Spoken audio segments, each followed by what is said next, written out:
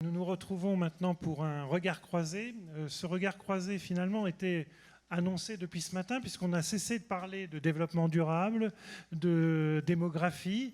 Et donc, finalement, cette table ronde, cet atelier regard croisé, développement durable, 2 points, défi climatique, défi démographique, eh bien, va nous permettre de parler un petit peu de tout ça avec Philippe Aghion, qui est donc professeur au Collège de France et à l'INSAD, professeur aussi invité à London School of Economics.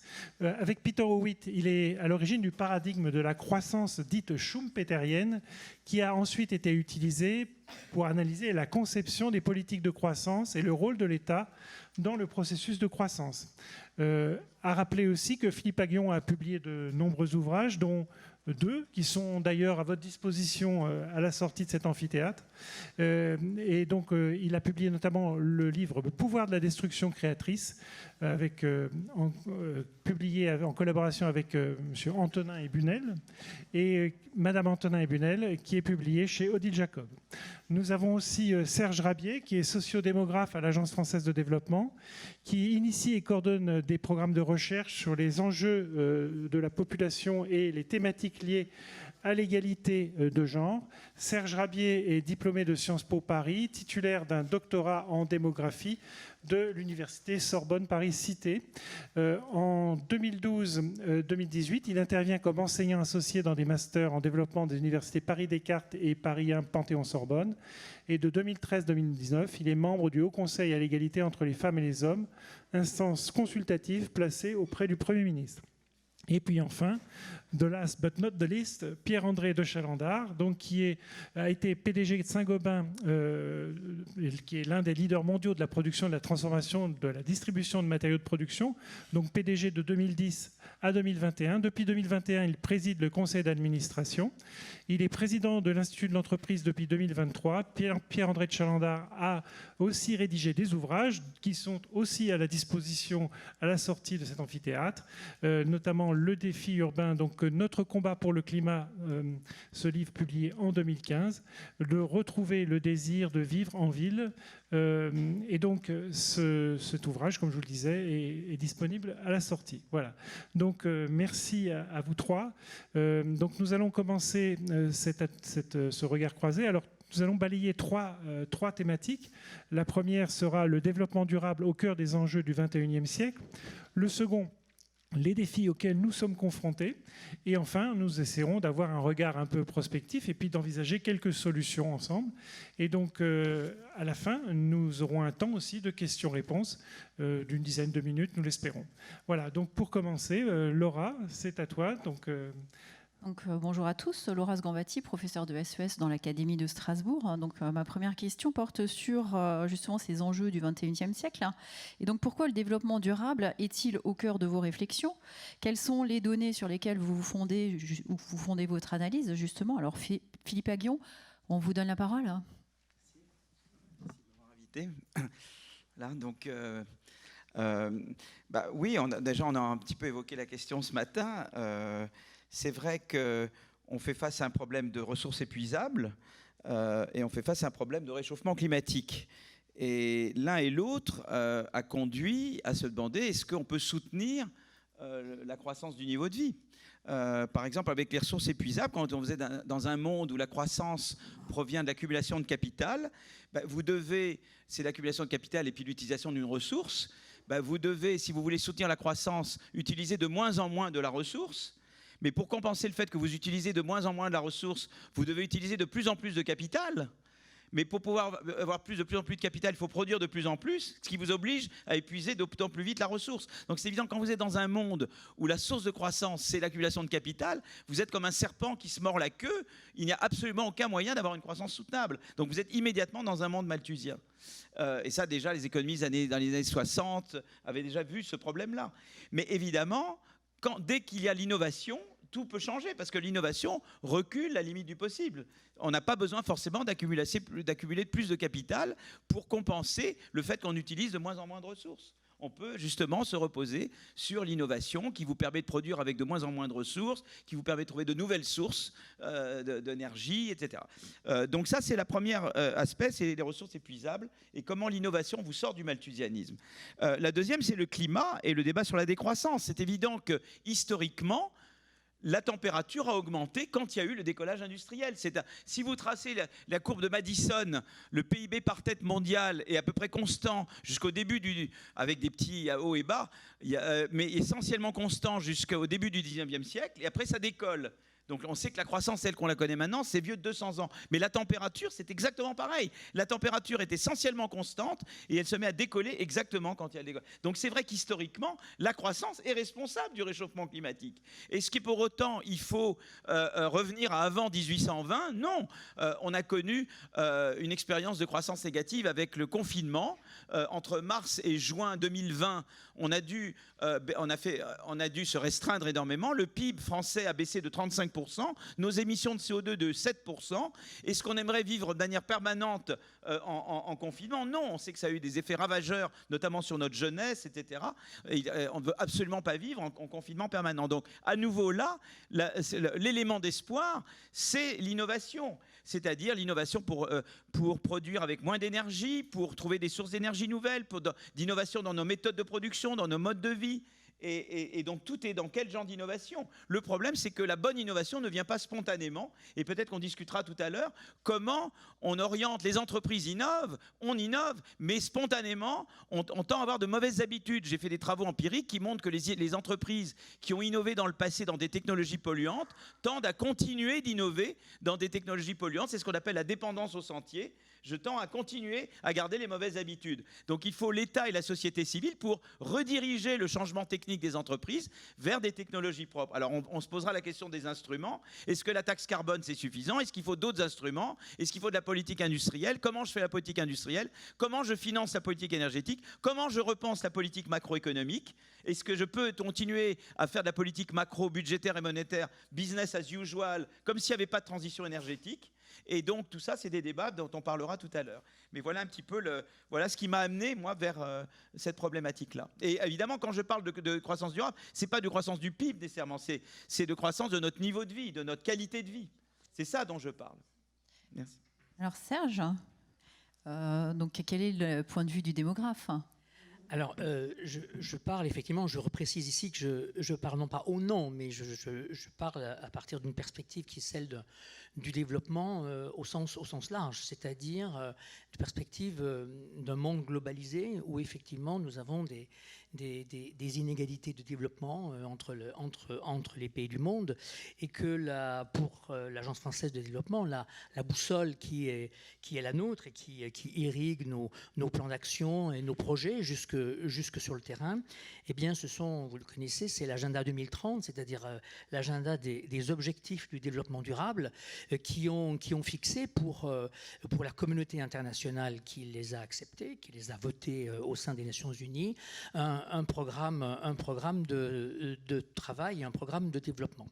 Donc quand on parle de développement durable, il ne faut pas oublier qu'on a effectivement affaire à des entités souveraines, des États, mais aussi, comme vient de le dire Philippe, des organisations de la société civile, des mondes académiques, enfin tout un univers qui contribue d'une part à la réflexion et d'autre part à la mise en place de cet agenda.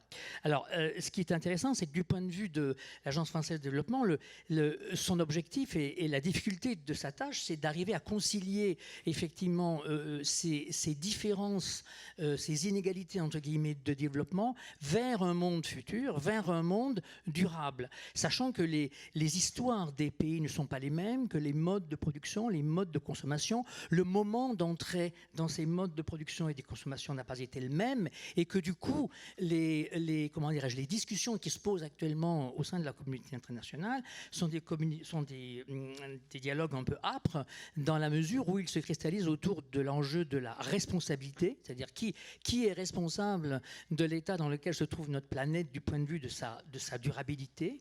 Et là, on a effectivement, enfin, vous le suivez au cours des diverses conférences qu'on peut avoir ici ou là, des gros débats, grosso modo, entre les pays dits du Nord et les pays du Sud, sur non seulement qui est responsable, mais surtout qui, d'une certaine façon, doit payer. C'est-à-dire doit effectivement se mettre en ordre de marche pour voir comment... voilà. Et au-delà de l'aspect financier, je pense que la dimension de l'innovation est très importante aussi, parce que un grand retard a été malheureusement accumulé, en particulier par les pays en voie de développement, sur ces enjeux d'innovation. L'innovation reste très majoritairement concentrée dans les pays du Nord. Donc comment faire pour envisager ce développement durable au niveau global, comment faire pour que ces enjeux d'innovation soient plus également, entre guillemets, partagés. Ça, c'est un enjeu important. Dernier point, je ne veux pas vous abreuver de chiffres, mais pour montrer qu'il y a 2 éléments qui me semblent, moi, intéressants dans les grandes tendances démographiques qui n'ont pas forcément été abordées ce matin, mais qui, moi, me semblent importantes à souligner. C'est, d'une part, l'extraordinaire mouvement d'urbanisation dans le monde, qui là aussi, en termes de production et surtout en termes de consommation, va nous amener à vraiment réfléchir collectivement au nord et au sud sur la façon de vivre ensemble au sein de ces nouveaux éléments urbains. Et là, on est au cœur du développement durable. Et enfin, un autre enjeu qui intéresse particulièrement l'Agence française de développement dans la plupart de ses partenaires, en particulier les partenaires sur le continent africain, qui reste un continent extraordinairement jeune, à part l'Afrique du Nord et l'Afrique du Sud.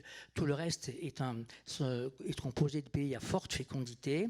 Eh bien, comment arriver à penser une durabilité économique, écologique, en incluant ces masses constantes de jeunes qui arrivent en termes d'éducation, vous l'avez évoqué, en termes de santé, mais aussi en termes d'employabilité. Et ceci pose la nature de la croissance qu'il faut proposer à ces pays pour pouvoir être en capacité de proposer et d'inclure ces jeunes. Voilà, c'était les 2 points que je voulais souligner. Merci Serge. Pierre-André, quelle vision peut avoir l'entreprise ? D'abord, moi je vais m'inscrire dans ce qui a été dit d'un point de vue général, parce que l'entreprise, elle est pas dans sa bulle. L'entreprise, elle est au cœur de la société et à partir du moment, elle est de plus en plus consciente de son rôle dans la société et de ses enjeux. Donc forcément, les réflexions qui ont été menées, ce qu'a dit Philippe à la fois sur la finitude des ressources et sur les sujets climat, toutes les entreprises sont appelées à se poser la question de leur rôle. Puis alors moi, je me suis intéressé à ces sujets-là, j'allais dire plus que d'autres entreprises, parce que c'était au cœur du business model de Saint-Gobain. Donc c'est mon expérience chez Saint-Gobain qui m'a fait m'intéresser à ces sujets très tôt du développement durable. Je m'explique. Saint-Gobain est probablement une entreprise très, de ce point de vue-là, très, très emblématique, d'être à la fois une partie du problème et une grande partie de la solution. Bon. Une partie du problème parce que les émissions de CO2 de Saint-Gobain sont significatives aujourd'hui. On s'est engagé à ce qu'elles soient nulles en 2050, à les réduire significativement dès 2030, mais elles sont significatives. Et on ne saura jamais faire de la plaque de plâtre, de la laine de verre ou du vitrage sans beaucoup d'énergie. Ça, pour faire du verre, il faut chauffer à 1500 degrés. Je ne vois pas comment on fera autrement, à part recycler. Mais on pourra pas, il faudra bien quand même continuer à faire un peu de verre. Donc on est un émetteur important dans le monde. Et dans le même temps, on est une partie très importante de la solution. On reviendra sur le rôle de la construction tout à l'heure et sur l'urbanisation. Mais les matériaux de Saint-Gobain, quand ils sont installés, si je prends un exemple du double vitrage, le CO2 qui a été émis aujourd'hui, j'espère bien qu'un jour on pourra faire du verre sans émission de CO2, mais les émissions qu'il a fallu pour fabriquer le double vitrage, elles sont, entre guillemets, remboursées par les économies que le double vitrage fait quand il est installé, puisqu'on consommera moins de chauffage, ou moins dans le futur aussi de climatisation. Il faut 3 mois. Ça veut dire que sur la durée de vie de ce double vitrage, selon les climats, c'est entre 100 et 150 fois. Donc on voit que les émissions que Saint-Gobain permet, compte tenu de sa taille dans tous les pays, d'éviter avec la production d'une année sur leur durée de vie, c'est 3 fois les émissions d'un pays comme la France. Donc c'est absolument considérable. Saint-Gobain est une grande entreprise, mais c'est absolument considérable. On voit le rôle de la construction. Et on voit bien à travers cet exemple que les entreprises industrielles, elles sont... Alors, il y en a qui sont plus de problèmes, il y en a qui sont plus la solution. Nous, on est les deux. On est plus la solution que le problème, mais on est une partie quand même non négligeable du problème. Et donc on voit bien qu'il faut à la fois... qu'on aura besoin d'industrie pour régler ce sujet du développement durable. Et si la démographie, on y viendra, est importante, on aura besoin encore beaucoup plus. Mais, et donc, on a besoin d'industrie et il faut, dans le même temps, arriver à ce que, et ça c'est grâce aussi à l'innovation, à ce que la production qu'on fait soit de moins en moins émetteuse de CO2. Et la bonne nouvelle, c'est que dans la majorité, même la totalité aujourd'hui, alors pas de façon encore économique partout, mais dans la majorité, on a les solutions techniques. On a commencé à faire on a fait cette année 2 usines neuves de plaques de plâtre qui sont avec 0 CO2. On a une bonne partie de nos usines de laine de verre qui sont 0 CO2. Dans le vitrage, c'est plus compliqué, mais on a déjà fait des tests. Donc on saura faire.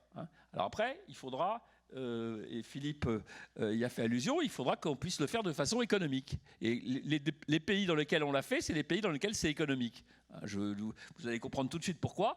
Il y en a les 2 usines de plâtre neuves, il y en a une en Norvège et il y en a une au Canada. Donc vous avez compris, la solution c'est l'électrification. Et il faut de l'électricité verte et pas chère. Voilà. Justement, on en est déjà aux défis qu'il faut relever, les défis auxquels nous sommes confrontés. Donc, continuez. Les défis, c'est d'arriver à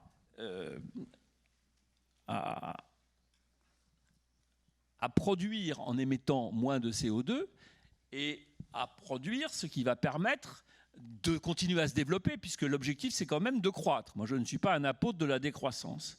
Alors, et il faut croître dans un monde dans lequel il y a une démographie qui rend le sujet plus compliqué. Parce que si on avait, par exemple, l'ensemble de la population mondiale aujourd'hui qui avait le niveau de vie des Américains d'il y a 15 ans, du point de vue climatique et du point de vue des ressources d'ailleurs, on ne pourrait pas. Donc il faut changer nos modèles. Le défi, c'est de changer au niveau de la planète notre modèle de développement. Alors, sur l'aspect croissance, il y a quelque chose qui a aidé beaucoup historiquement, c'est ce qu'on appelait le dividende démographique.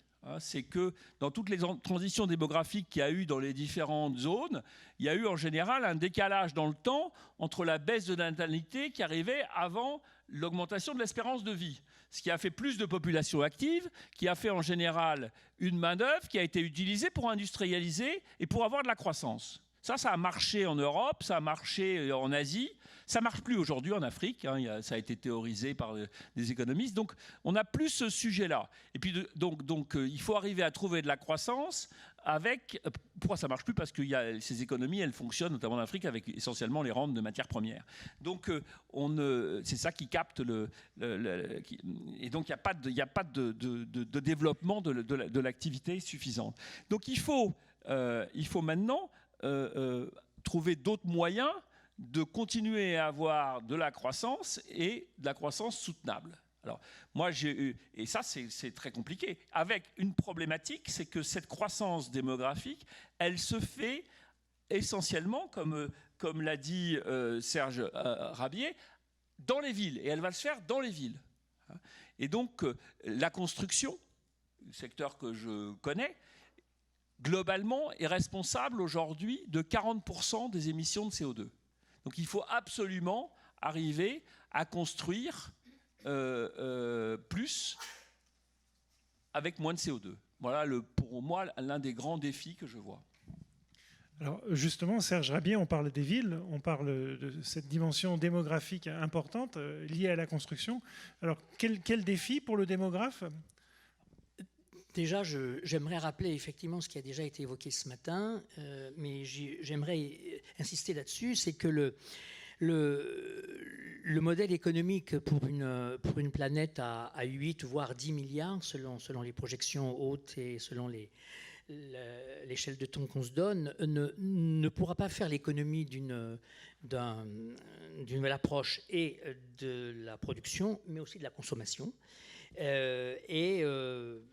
Même si effectivement le déterminant population est un élément important, c'est quand même surtout ces éléments-là qui sont à prendre en compte. Je prendrai un seul exemple. 30% de la production alimentaire mondiale annuelle est gaspillée, n'est pas utilisée, n'est pas consommée. 30%. Donc, sans vouloir faire de la mathématique d'école élémentaire, on se rend compte que là, rien que ça, un mode de production est égal, on voit que le paramètre population peut être largement couvert. Donc, c'est bien les modes de production et les modes de consommation qui sont à revoir et à revoir de façon assez dramatique et assez dramatique au sens importante, surtout vu effectivement des pays du Sud, et qui effectivement n'ont pas connu les bénéfices d'une croissance d'avant et ne savent pas comment elles bénéficieront d'une croissance d'après, si croissance d'après il y a. Donc on a là, au-delà des enjeux démographiques, et qui peuvent expliquer d'ailleurs certains mouvements de foule actuels que l'on peut avoir ou qu'on peut voir dans certains pays d'Afrique, de la part de cette fameuse jeunesse dont je parlais tout à l'heure, qui reste, si elle est éduquée en tout cas, est inemployée. Donc là on est sur un moment où on ne sait pas encore proposer, quand je dis on, c'est collectivement, où on ne sait pas proposer à ces catégories de population, en particulier en Afrique, en Afrique subsaharienne, on ne sait pas proposer des modèles de développement. Alors, je ne suis pas économiste pour pouvoir définir exactement le type de croissance qu'on peut proposer. En tout cas, des mots apparaissent effectivement dans le débat actuel. Bon, je crois qu'on peut tous dire que le mot de décroissance, au-delà de son instrumentalisation, ne recouvre pas grand-chose et en tout cas ne renvoie pas à quelque chose de vraiment concret. En revanche, peut-être que le mot de sobriété peut être quelque chose qui peut déjà commencer à permettre à réfléchir et renvoie effectivement à une prise en compte à son niveau du déterminant démographique, mais renvoie surtout à des modifications, je dirais, d'ordre anthropologique de nos façons d'être, à travers nos façons de consommer et nos façons de produire. Et effectivement, pour revenir à ce que vous disiez, Pierre-André, je pense que la perspective que l'on met toujours en avant, de dire mais et si 1 milliard demain d'Africains se mettent à vouloir avoir chacun une voiture, ça ne marchera pas. Oui, c'est évident, mais je dirais que c'est l'exemple par l'absurde d'une certaine façon, dans lequel on s'enferme pour ne pas avoir véritablement à réfléchir. Et je pense que la piste de la sobriété me paraît être quelque chose, certes, de challenging, mais je dirais une des seules possibilités qui nous permet une sobriété innovante en quelque sorte, ou une innovation sobre, mais en tout cas permettant de combiner les deux. Eh bien, allons-y. Donc une sobriété innovante. Oui, moi je suis tout à fait d'accord, je pense que l'innovation doit être pour produire avec moins d'énergie, pour trouver des nouvelles sources d'énergie, et l'innovation dans nos comportements. Et je pense qu'effectivement, une certaine sobriété, la manière dont on traite nos ordures, nos modes de vie, voilà, et je crois qu'il faut, moi je suis tout à fait pour que l'innovation, ça inclut également nos comportements. Moi je pense que le défi, déjà tout a été dit, je crois qu'il y a un peu un débat. On a le débat avec les pays en développement. En gros, beaucoup de pays vont nous dire, bon, l'Inde et la Chine, à partir du moment où ils ont cru, ils ont pollué beaucoup plus. Est-ce que tu vas aller leur expliquer, écoutez, nous, et ils viennent nous dire, mais vous êtes bien gentils, mais quand vous vous êtes développés au 19e siècle, c'est vous qui avez fait augmenter la température. Donc, pourquoi vous nous niez à nous le droit de ce que vous avez fait? Alors évidemment, une réponse, ça peut être de dire, écoutez, oui, mais à l'époque, maintenant on est tout près de la catastrophe, on ne l'était pas, et la catastrophe, on va tous mourir. Donc ça, c'est l'argument nixterne, un petit peu. Il vaut ce qu'il vaut. Moi, je pense tu ne peux pas uniquement utiliser cet argument-là. Je pense qu'un autre argument, c'est de dire, à notre époque, les technologies vertes n'existaient pas. Maintenant, il y en a. Alors, ils vont te dire, oui, mais on ne les a pas, ça coûte cher. Donc, à ce moment-là, il faut qu'on leur dise, oui, on va vous les diffuser. Donc il faut qu'on ait les moyens de diffuser. Alors se pose alors la question, comment tu peux à la fois récompenser les innovateurs et diffuser l'innovation? On a eu le même débat avec les vaccins. Est-ce qu'il fallait breveter les vaccins ou pas?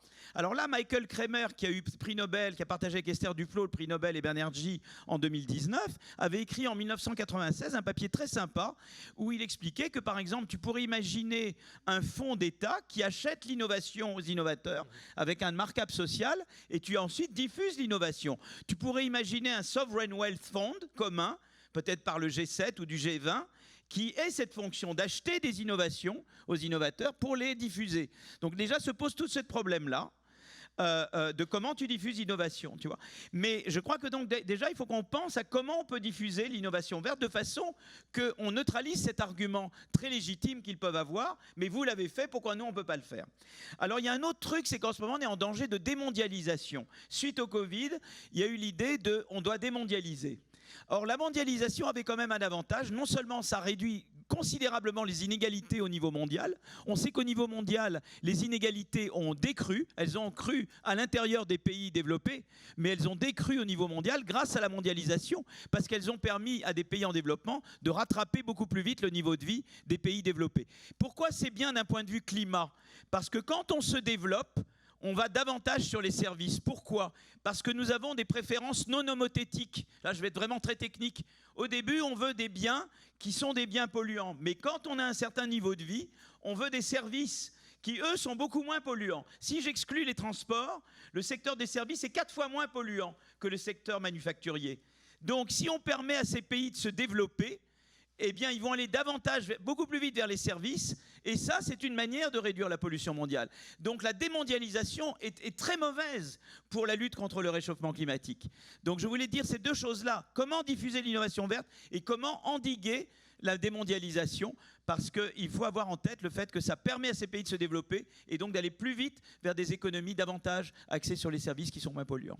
Alors, mais justement, les entreprises, Pierre-André, pour cette diffusion des innovations, qu'est-ce que vous en pensez? Parce que du côté de Saint-Gobain, il y a aussi cette dimension. Alors oui, d'abord nous, on est dans des métiers qui correspondent, qui sont ni au premier ni au second. C'est-à-dire que dans la construction, elle est locale, elle n'est pas mondiale et c'est de l'industrie. Bon, donc je réponds pas. Donc tu réponds pas complètement à la problématique que j'ai.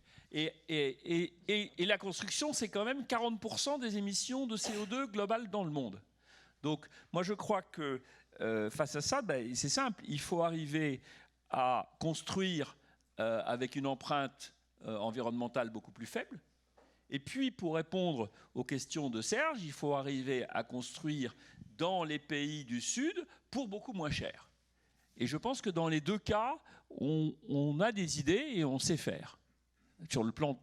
Alors, d'abord, construire avec beaucoup moins de CO2. Hein, c'est tout ce qu'on appelle la construction légère qui se développe, c'est-à-dire, en gros, quand même avoir moins de béton, hein, plus de, et des matériaux qui sont... qui ont une empreinte CO2 plus faible, qui sont souvent locaux, donc ils sont vraiment différents selon les zones géographiques. Hein, donc il y aura aussi moins de transport qui, en général, émet du CO2, hein, et avec des techniques de production qui sont beaucoup plus économes en énergie. Donc ça, c'est la construction légère qui se développe. Saint-Gobain est très actif dans ce domaine-là. Elle croît aujourd'hui de 3 à 5% de plus que la construction en général. Donc ça prend un peu de temps, mais c'est je pense, la première méthode. Et la deuxième chose qu'il faut faire dans ces pays où il y a une urbanisation galopante, c'est de construire moins cher. Donc c'est tout le sujet de affordable housing, hein, des logements abordables. 80% des grandes villes dans le monde n'ont pas de solution. Alors il y a des exemples. Hein, ce n'est pas des exemples Saint-Gobain, mais c'est des exemples qu'on suit. On a 2 exemples en ce moment qu'on suit de façon intéressante. Un au Kenya et un au Vietnam. Au Vietnam, on arrive à construire des maisons très très simples pour moins de $4 000. Hein, avec des techniques locales. Et ce qui est intéressant, c'est que c'est à la fois des techniques locales et on utilise par exemple des techniques d'impression 3D. Donc il y a une diffusion des innovations et des technologies où on fait des sauts. hein, comme on a fait avec le téléphone portable en Afrique. Donc on peut faire des sauts générationnels sans passer par le téléphone fixe. Donc là, on utilise directement des techniques. Et donc, ce n'est pas encore des exemples immenses en quantité, mais on a des programmes. Ça suppose effectivement d'avoir des plans d'urbanisme, puisqu'il s'agit de faire des quartiers complets. Donc il y a des exemples, je crois, adaptés à l'urbanisation dans les pays du Sud. Et puis, la troisième chose qu'il faut faire, c'est utiliser mieux l'existant. Alors, dans les pays développés, c'est essentiellement la rénovation. Ça, c'est le cœur de métier de Saint-Gobain, la rénovation énergétique. Et dans les pays qui sont moins avancés, utiliser mieux l'existant, ça veut dire d'abord prolonger la durée de vie des bâtiments. Il faut savoir qu'en Chine, par exemple, un bâtiment, ça dure en général entre 25 et 30 ans. Chez nous, dans les pays développés, c'est plutôt 70 à 100 ans. En France, c'est plus, aux États-Unis, c'est un peu moins, mais globalement, donc utiliser les bâtiments plus longtemps, mieux les utiliser. Il y a beaucoup dans ces pays, il y a beaucoup de bâtiments qui ne sont pas bien utilisés. Donc mieux utiliser l'existant, rénover dans les pays développés. Et en faisant tout ça, on doit pouvoir accompagner le développement démographique dans les pays du Sud. Et on doit pouvoir réduire forcément l'empreinte environnementale du bâtiment. Donc les technologies, elles existent. On peut les diffuser. Hein, il faudra arriver à massifier et à passer à l'échelle. Alors, dans les pays du Sud, on n'en est pas encore là, mais je crois que ça avance. Il y a des exemples qui montrent que ça peut avancer plus vite. Pierre-André, vous avez déjà évoqué un certain nombre de réponses aux questions, et en parlant justement des infrastructures nécessaires pour loger les populations. Et donc, Serge, comment répondre justement de façon plus globale à ces besoins donc dans les pays développés, mais aussi et peut-être dans les pays en développement? Quelle réponse? Alors, l'émission, je dirais qu'au quotidien, l'Agence française de développement et tous les collègues qui y travaillent, que ce soit ici en France, mais aussi dans les pays partenaires, essayent de mettre en place un certain nombre de solutions qui d'ailleurs correspondent tous à ce fameux agenda des développements durables et qui répondent effectivement je dirais, qui répondent à un retour que nous appelons un retour nécessaire aux politiques publiques, à des politiques publiques volontaristes qui, selon les géographies, peuvent mettre plus l'accent sur l'éducation, pays à forte fécondité, ou alors plutôt sur des aspects de santé, selon que les pays sont plus en situation de vieillissement. Mais ce qui est intéressant, c'est que les efforts de sobriété dont on parle, nous essayons de les mettre en œuvre et de les valoriser en fonction des géographies dans lesquelles nous intervenons.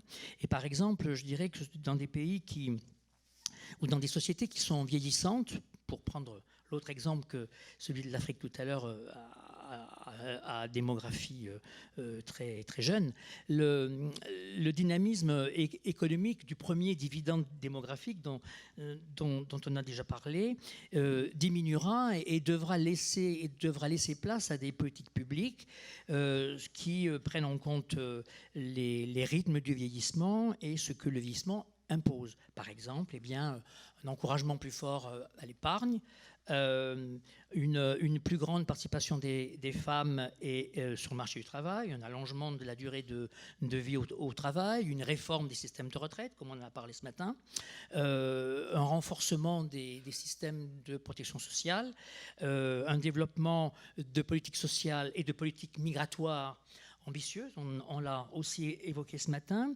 et donc on a là, selon les géographies, quelque chose qui est tout à fait, qui s'inscrit dans la diversité. En revanche, dans les pays partenaires en Afrique, on insistera beaucoup plus sur l'accompagnement et la mise en place de politiques visant à renforcer le capital humain, qu'il soit d'ordre intellectuel, mais aussi physique, avec effectivement des grands programmes de santé. Le deuxième défi que je vois, et qui est lié là aussi au sujet cher Philippe Aghion, c'est au-delà de la captation des pouvoirs, au-delà du repli, du rejet, d'une certaine, voire d'une captation politique par les générations aînées, eh bien, c'est de voir comment, effectivement, les innovations peuvent être acceptées, voire rejetées par un certain nombre de pays, comme étant par exemple, on connaît la vague de rejet dans un certain nombre de pays, de campagnes de vaccination, selon l'idée selon laquelle la vaccination serait en fait le résultat d'un complot de l'Occident pour empêcher qu'un certain nombre de pays musulmans en l'occurrence ne se développent, etc., etc. Donc on est là dans quelque chose là. Les innovations ne sont pas données en tant que telles et ne seront pas acceptées en tant que telles. Donc là il y a un défi d'appropriation, un défi d'information, un défi de partage qui semble intéressant. Autre défi, mais là je sors un peu de ma zone de démographe, mais sont les politiques publiques liées à la fiscalité et à la lutte contre la corruption, qui sont quand même des facteurs particulièrement limitants dans le domaine du développement. Enfin, je dirais que cette démarche volontariste, en tout cas nous à l'AFD, nous la déclinons, enfin nous essayons de la décliner selon les projets et selon les thématiques en trois.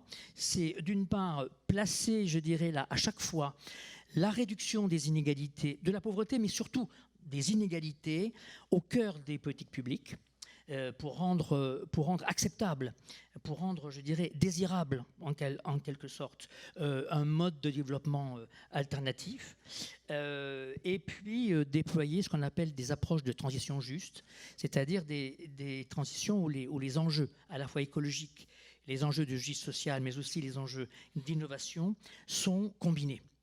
Ça nous paraît être un premier point important. Le deuxième, et vous l'avez évoqué aussi à travers le G20, etc., c'est mais là c'est peut-être un vœu pieux, c'est opérer, en tout cas travailler à une réforme du système multilatéral actuel, afin de mieux refléter un équilibre des pouvoirs, ou en tout cas un espace où se sont représentées toutes les parties prenantes de la communauté internationale et du monde économique, bien évidemment. Et enfin, le troisième élément, qui est aussi très marquant dans la stratégie de l'AFD, c'est assurer le respect, la promotion et le développement des droits humains, puisque les sujets ne sont pas uniquement des sujets économiques, mais sont aussi des sujets de droit, et que tout doit, je dirais, être combiné afin de rendre le développement durable, désirable, comme d'une certaine façon le monde d'avant avait su développer à travers le marketing, la publicité, une sorte de désirabilité d'un modèle économique. Et bien là, il faut aussi que nous réfléchissions d'un point de vue socio-anthropologique aux conditions de désirabilité de ce nouveau modèle de développement durable. Voilà. Donc Philippe, comment on peut rendre justement comment on peut répondre à ces enjeux Oui. Alors en fait, voilà, donc beaucoup a été dit, donc je vais essayer de compléter un petit peu. En fait, la question, je dis, l'innovation et les comportements ne sont pas spontanément verts. Donc il faut l'État et la société civile qui interviennent. Alors on sait qu'un premier instrument, c'est la taxe carbone, parce qu'évidemment la taxe carbone, elle réduit la profitabilité des activités de la production et de l'innovation polluantes, forcément. Et elle réduit la demande aussi pour des biens polluants, donc ça... Automatiquement, la taxe carbone est un outil pour réorienter la production et l'innovation des entreprises vers le vert. Mais on sait qu'il faut la faire d'une certaine façon, parce qu'on a eu quand même les gilets jaunes il y a 5 ans. Hein. Donc il faut la faire intelligemment.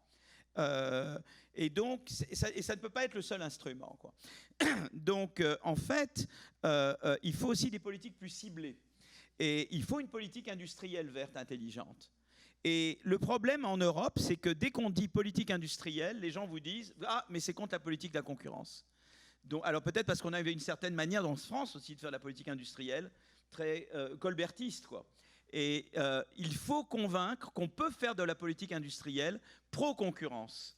La BARDA ou la DARPA, la production de vaccins, est un très bon exemple. Quand les Américains ont produit en masse des vaccins ARN messagers, c'était tout à fait compatible avec la concurrence, c'est qu'il y avait plein de laboratoires en concurrence. Et pourtant, il y a eu quand même une action très volontariste de l'État américain.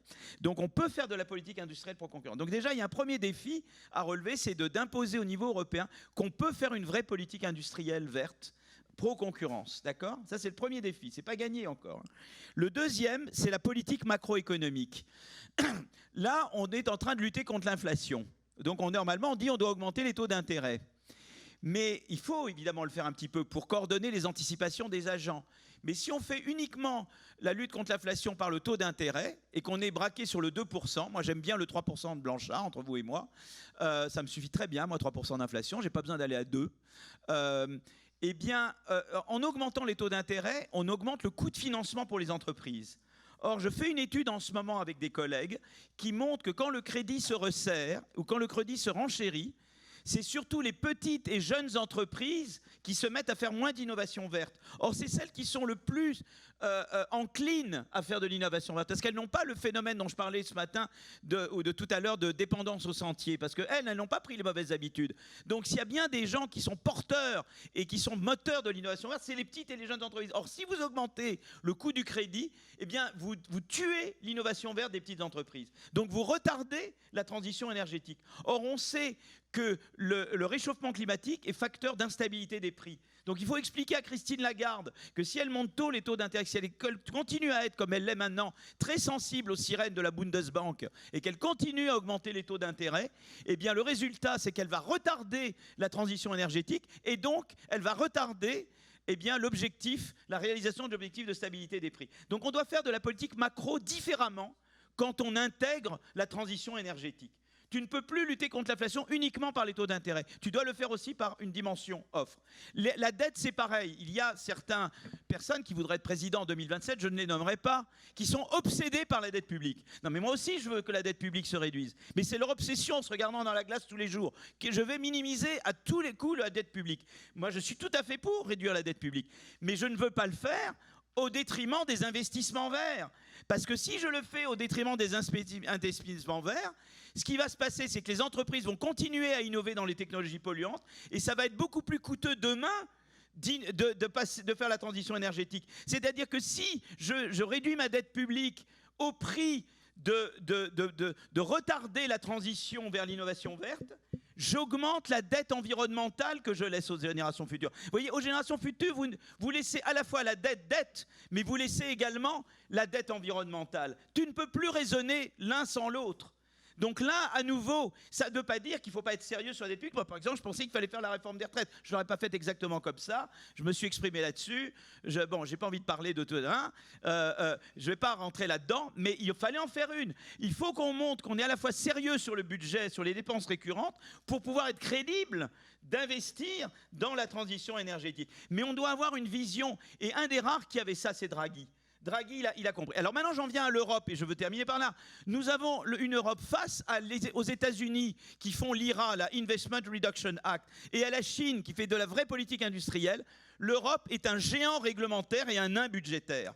Et c'est une Europe hayekienne. Alors Hayek avait des bons côtés, mais pas pour l'Europe. Alors comment ça marche l'Europe? Vous avez d'abord Maastricht qui vous dit déficit, ça ne doit pas dépasser 3%. Quoi que vous que ce soit des retraites ou de l'investissement vert, c'est pas possible. Tu dois distinguer dans quoi la composition de ton déficit, pas juste le total. Monsieur Abeille, tu dois sortir de Monsieur Abeille, qui est un homme très bien français, tu dois sortir de Monsieur Abeille et dire c'est la composition de l'endettement. Donc déjà Maastricht, je dois faire Maastricht autrement. Deuxièmement, on disait politique de la concurrence, au nom de laquelle on excluait toute aide sectorielle d'État en Europe. Tu peux plus faire ça quand tu fais de la transition énergétique. Troisièmement, le budget européen est rikiki, c'est 1% du PIB. Et tu n'as quasiment pas d'emprunt européen. Tu en as eu grâce à Macron un petit peu avec le Covid. Tu dois pouvoir avoir un vrai emprunt européen sur lequel tu adosses des investissements privés et là tu finances la transition énergétique. C'était ma réponse à Pisani. Je ne pense pas que c'est par l'ISF qu'on va financer, qui rapporte 5 milliards par an, que tu vas faire le financement. Moi je compare vraiment la transition énergétique à la construction des chemins de fer en France. Les chemins de fer en France, ça a été l'État et des compagnies privées, les frères Pereire, etc. Il fallait les mettre dans le coup. Et bien là, de la même manière, tu fais fait un emprunt européen adossé aux ETS, adossé aux droits de pollution européens. Ça te fait à peu près 500 milliards d'euros.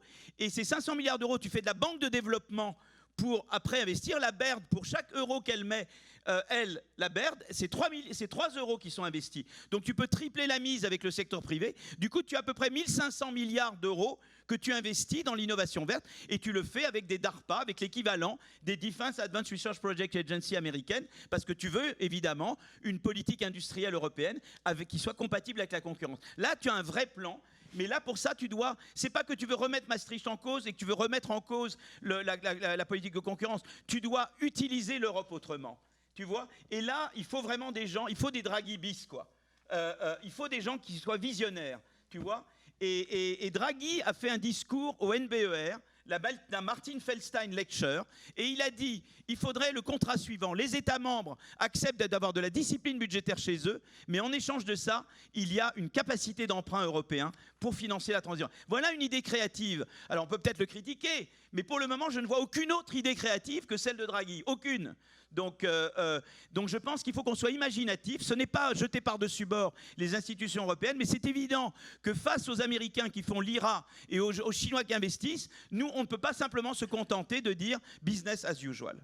Voilà.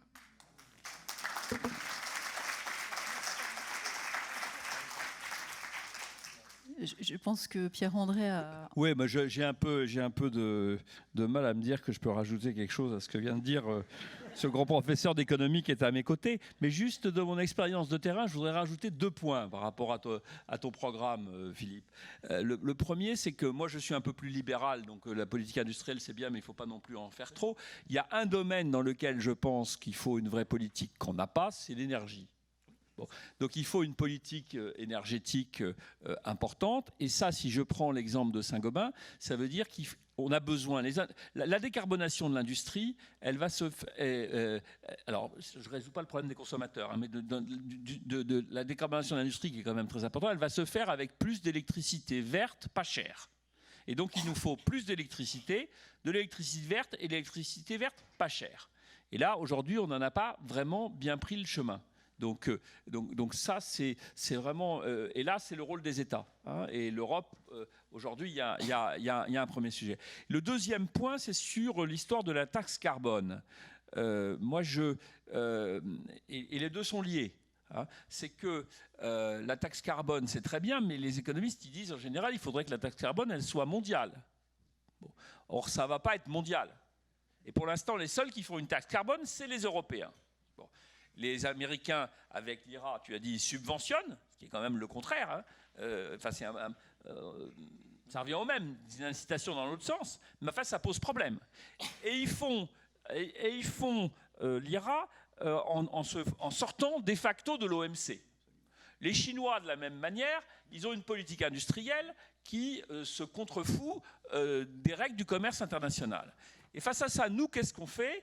On a fait un mécanisme qui est sur le papier marche très bien, le mécanisme qui est l'inverse de notre système de taxation carbone, le mécanisme d'ajustement aux frontières, mais qui en fait est un gruyère. Et Pierre Ferracci a commencé à le dire sur l'automobile. Hein, on va avoir une invasion de voitures chinoises électriques pas chères.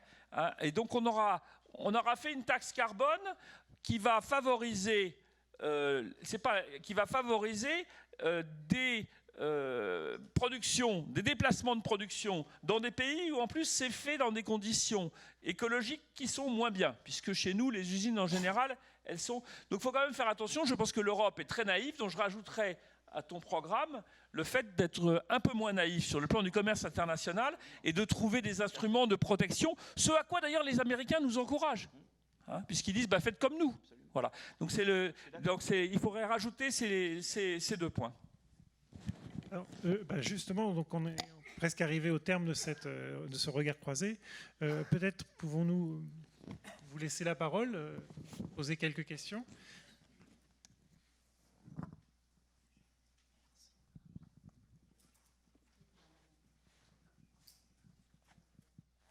On va prendre plusieurs questions et puis on va y répondre ensuite.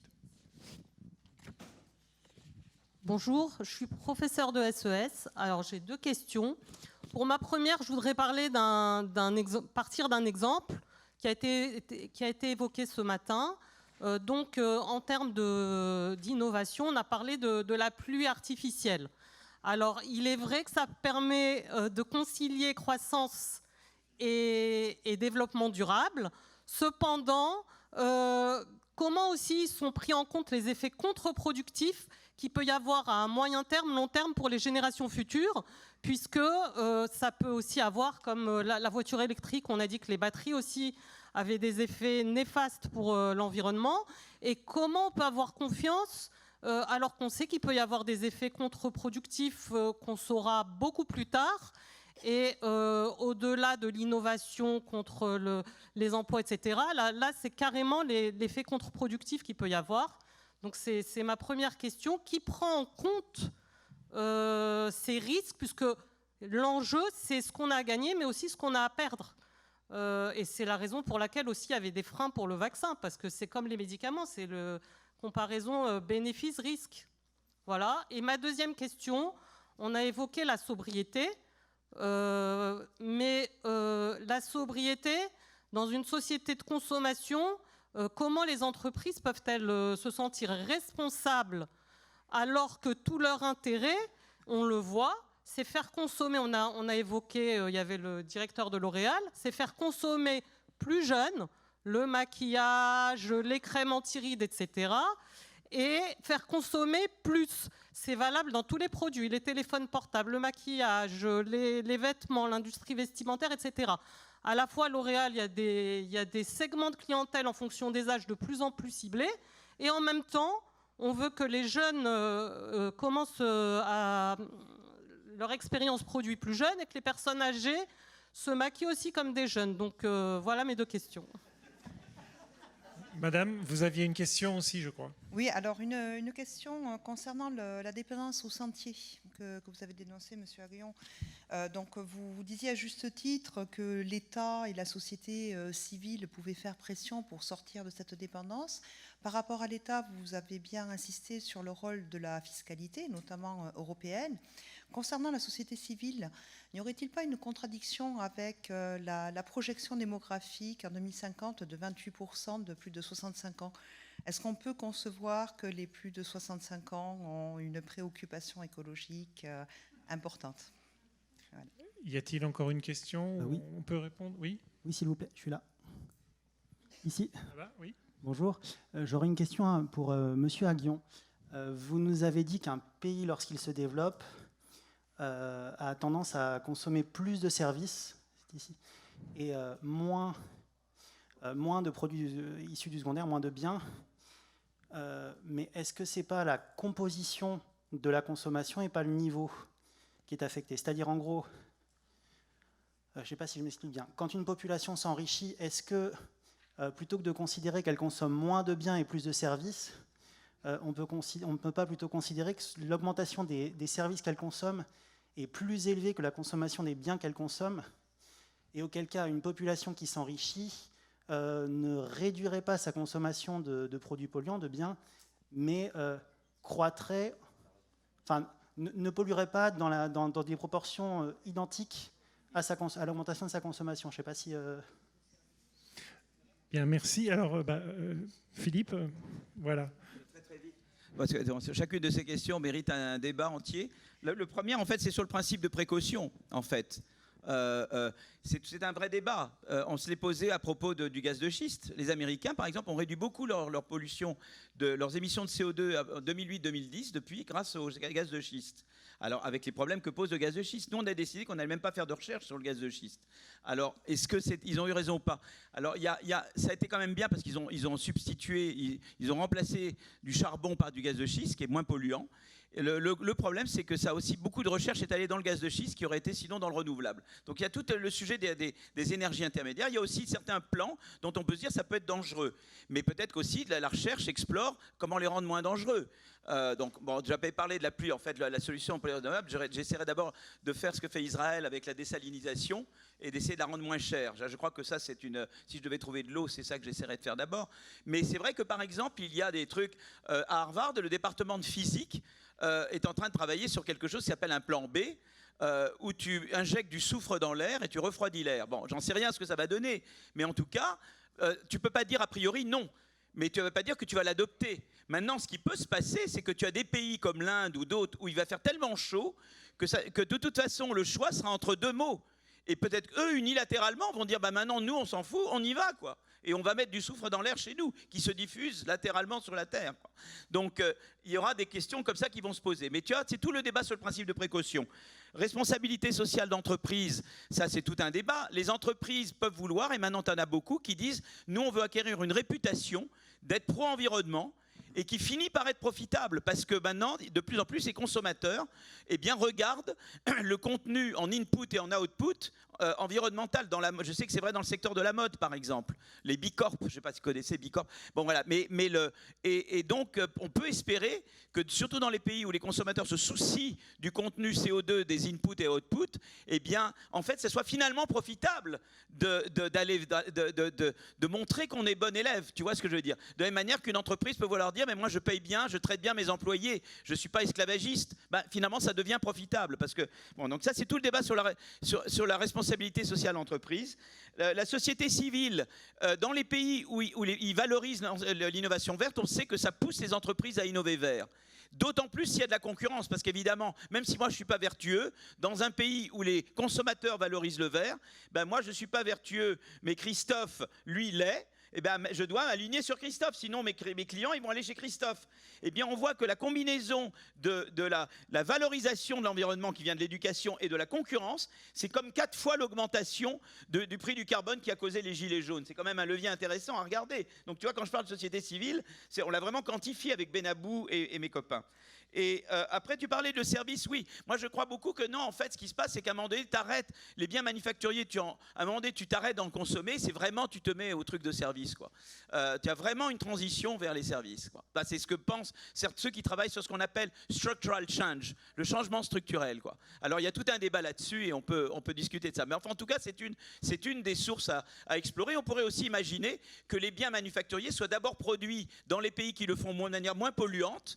Et puis ensuite, c'est combiné avec des services dans les autres pays qui sont plus polluants, le temps qu'ils se développent et qu'eux aussi apprennent à faire des biens manufacturiers moins polluants. Donc tu pourrais imaginer une transition vers les services transitoire, quitte à revenir un petit peu vers des productions industrielles. Mais enfin, ça nous amène un peu plus. Voilà, alors, justement, Pierre-André, ouais. sur les entreprises. Moi, juste, je vais dire que c'est sur la consommation. Moi, plus les gens achètent de double vitrage, j'ai aucun problème, je suis content et j'ai l'impression de bien faire mon travail. Et je les aide à être plus sobres. Par contre, ce que je dois faire, c'est faire mes doubles vitrages d'une manière qui soit de plus en plus sobre et économe en énergie. Alors, j'ai parlé de la réduction du contenu en CO2 de notre production. Il y a un point dont je n'ai pas parlé, et vous me donnez l'occasion d'en parler, qui est le point que tu avais indiqué au début, c'est qu'il y a 2 sujets dans le développement durable. Il y a le CO2, le climat, mais il y a aussi l'utilisation des ressources. Et je crois qu'il y a un grand sujet d'innovation aujourd'hui qui est autour de tout ce qu'on appelle l'économie circulaire. Nous, on travaille énormément là-dessus chez Saint-Gobain. Je vais donner juste un exemple. Si, pour produire du verre, il se trouve que nous, on a de la chance, c'est que tous nos matériaux, ils sont recyclables à l'infini. À chaque fois que je mets du verre cassé en morceaux dans un four pour refaire du verre neuf, je divise par 2 la consommation d'énergie, et en plus, je n'ai pas besoin de sable et des autres produits. Donc, on voit bien qu'on peut recycler à l'infini. Et donc, si je prolonge l'idée, on est en train, chez Saint-Gobain, de réfléchir aussi dans la manière dont nos produits sont installés, à ce que les bâtiments d'aujourd'hui deviennent, une banque de matériaux du futur. Alors, il y a plein d'idées autour de ça. Donc, on peut réfléchir à la sobriété. Ça ne veut pas dire forcément réduire la consommation par les utilisateurs, puisque plus ils utiliseront de matériaux Saint-Gobain et plus leurs maisons seront isolées, et moins ils consommeront d'énergie, ce qui est bon pour tout le monde. Voilà. Mais je vous ai répondu de façon un petit peu limitée. Je vous ai répondu pour Saint-Gobain. Ça dépend du secteur d'activité. Voilà. Il peut y avoir une idée en cours des biens matériels partagés. Voilà. Mais voilà. Donc en tout cas, c'est pour ça que votre question, il y a des réponses nuancées selon les domaines. Alors, justement, pour terminer pour conclure sur ces questions de sobriété, Serge Rabier, vous aviez. Je pense que là, on ne pourra pas effectivement, et là c'est une forme de retour aux origines de l'économie qui, d'une certaine façon, enfin des théories économiques qui, d'une certaine façon, étaient aussi, en tout cas au tournant du XVIIIe siècle et du XIXe siècle, très marquées par les enjeux moraux. Et je pense que dès qu'on parle de sobriété, on ne parle plus uniquement comme je le disais tout à l'heure, d'un sujet économique uniquement mu par son intérêt, comme la théorie économique a pu, ou comme certaines théories économiques ont pu le développer jusqu'au succès qu'on connaît. Mais la sobriété, d'une certaine façon, renoue avec une certaine partie de la théorie économique d'origine, c'est-à-dire faire remettre sur les éléments du choix qu'un individu fait dans ses choix de vie, dans ses choix de consommation, un retour des valeurs qui ne sont pas celles uniquement des valeurs d'intérêt, mais qui peuvent être aussi des valeurs de compassion, de partage, de coopération, etc. Et non pas uniquement des valeurs mues par l'esprit de compétition ou la recherche du profit à tout prix. Et je pense que cette valeur, et c'est un petit peu mon côté optimiste qui me fait penser que contrainte faisant loi, je pense que d'une certaine façon les enjeux actuellement du climat auront peut-être l'heure de nous faire redécouvrir ce sens des valeurs qui étaient là, je le répète, et là je pense que l'économiste me le confirmera, qui était aussi la deuxième jambe, je dirais, de l'économie naissante. Adam Smith a écrit à la fois des ouvrages de philosophie morale et d'économie. Et voilà, je pense que c'est aussi une façon pour moi en tout cas, de boucler cette discussion sur la sobriété comme étant effectivement un retour à cet équilibre entre effectivement l'économisme au sens le plus strict du terme et une forme d'éthique. Bien, merci à vous, messieurs. Je pense que soutenabilité, sobriété, on a bien avancé en tout cas sur le thème du développement durable. Merci à vous.